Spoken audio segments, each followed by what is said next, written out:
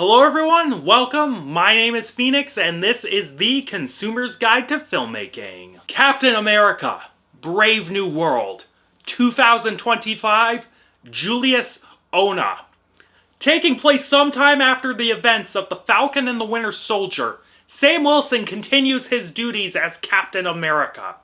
Now serving under the eye of President Thaddeus Thunderbolt Ross, Ross informs Wilson of plans to reassemble the Avengers. But these plans are shuttered when Isaiah Bradley makes an attempt on the president's life. In the middle of critical treaty negotiations, Ross benches Cap, but Cap smells something fishy. With little time, Cap and his new partner Joaquin must suss out the perpetrators of this attempt on Ross's life at all costs. It's amazing how these cape shit studios can build up such goodwill with a single movie, only to piss it away not one movie later. God, this thing frustrated me. Going the relatively more grounded route of something like The Winter Soldier, Brave New World taps into the spy thriller genre with less multiverse calamity and more geopolitical chaos. That's a nice sentiment, and admittedly, this script had some moments where it was almost clever. Like, it's a really cool concept to have a spy thriller with the leader as the bad guy. You could do some really interesting things with that and have him be on some like Ozymandias level bullshit. But who am I fucking kidding? This is Marvel and they did nothing with this idea. Like, the leader's motivation was kinda something, in that he was forcing Thunderbolt Ross to orchestrate his own downfall. To do that, he was going to sabotage a major international treaty and spark a war. That sounds like it would be cool, but there was no deeper socio-political underpinnings to the leader's machinations.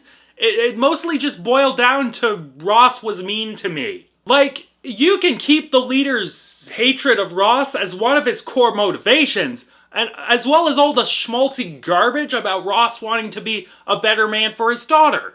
But there needs to be a little more to it than that. The leader is a smart, conniving character, so I don't know, have him devise this unethical scientific solution to some crisis. At least try to say something about the political landscape you are inhabiting. Add to that, this had all the typical Marvel slop highlights.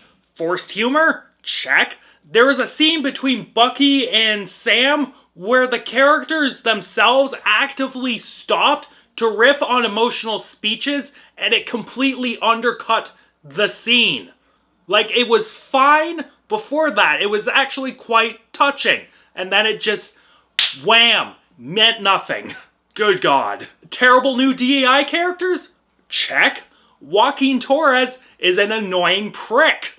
That scene in the boxing gym with Bradley was like absolute cringe. And as usual, there was no stakes in this film. So him dying during a moment where it would have been warranted didn't happen. Like, just why fucking bother? The cast were at least trying with the material. Anthony Mackie is a perfectly fine Captain America.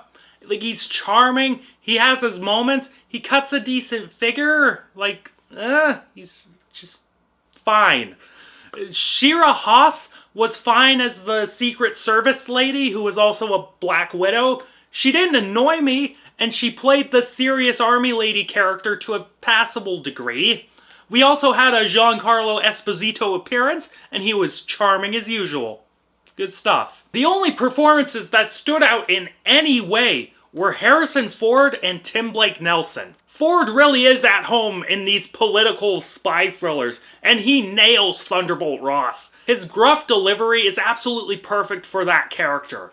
Tim Blake Nelson, though, was fucking great as the leader. Perfectly cast for this role, he cut such an intimidating presence. I loved every bit of his delivery in this movie. As usual, though, the direction is just nondescript studio slop. It wasn't visually interesting in the slightest. At times, it was actively grating on my eyes. The fight scenes were super mediocre, But there was enough wide shots that lasted more than 5 seconds in the cut fest that will trick any soy nerds into thinking it was a well-constructed fight scene. Just some of the cuts to stunt work were so obvious it hurt, especially in that, like, first fight scene. God, it was so egregious. There was, like, one decently constructed fight scene, and it was for Shira Haas's character. Either she had the stunt/martial arts experience necessary for taking the bumps, or they were just too lazy to hide the stunt work.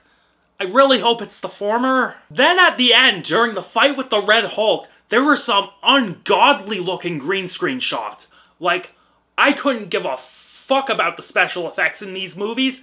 Like, they're all perfectly okay. Red Hulk looked about as good as the Hulk has in previous Marvel movies. The leader looked decent, and apparently it was a practical job, so good on them for that.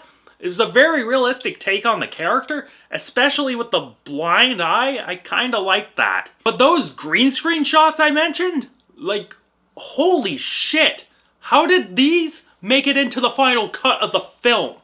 They looked horrendously fucking fake, and they just ripped me right out of the movie. Like, during that sequence, it would be on something that looked kinda passable, not great, but not an eyesore, and then it would cut to Anthony Mackie looking like he couldn't be bothered to show up on set that day, so they shot his lines in a sound studio and called it a day.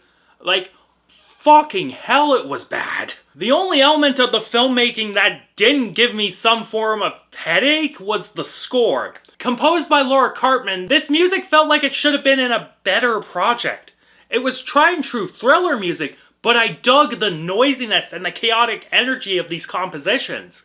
When Ross was about to Hulk out on the ship, I loved how the strings started becoming coarse and pitchy.